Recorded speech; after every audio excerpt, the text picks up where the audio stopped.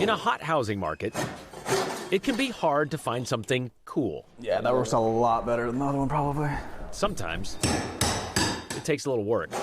Well, it's been really exciting to actually get hands-on and be tearing stuff out of the floor. The Broats bought this Boise bench home about a month ago. This is actually the first house that my family had the opportunity of buying, so.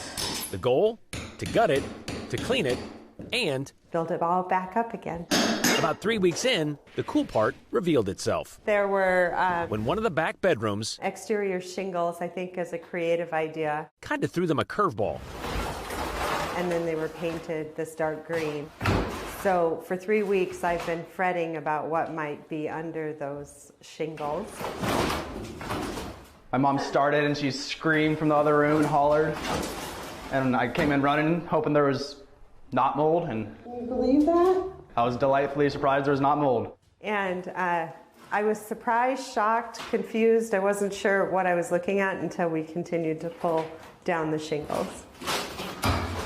And found this wall of fame.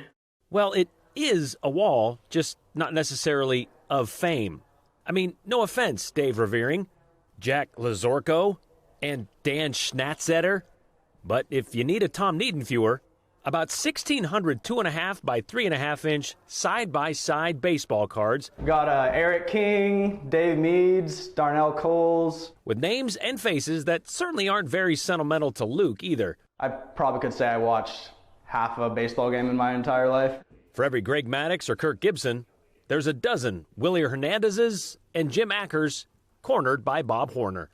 At one point, probably worth some value on their team, just not on this wall. I've looked up a few, haven't gotten lucky yet. They obviously meant something to someone at some point, more than just Major League history. I wonder if the kid put it up or the mom put it up. This wall held some mystery. To be fair, it was probably my mom's idea, but I was definitely not going to say no.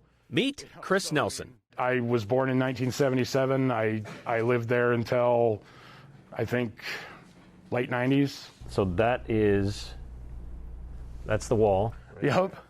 Oh, so wild.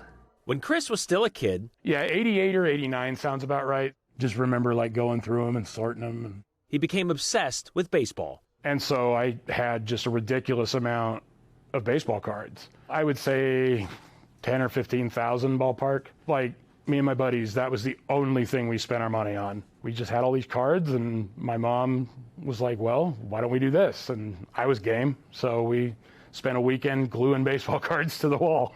Just a weekend? Yeah, it only took about a weekend, yeah. It was me and her and my dad all doing it. And they were the focal point of his room for about 5 years. Longer than the bucolic careers of Louis Meadows and Bruce Fields. And then shingles. And then shingles. Why shingles? I think at that point, my parents figured it was the easiest way to cover them up. So that covers the who and the how. What about the what now? I don't know. Guess we'll just have to figure that out. I'd be open to ideas. I'm not sure what is next. As for Chris, he's okay with the wall remaining just a memory, a recollection of his collection. I've lived more than half my life without a wall covered with baseball cards. And not a barrier to the Broats making their own memories here. Just kind of, whatever makes them happy to do with it. Not that they need to decide right away. Yeah, we have plenty of other work to be doing. Thanks for watching our YouTube channel. Follow today's top stories and breaking news by downloading the NBC News app.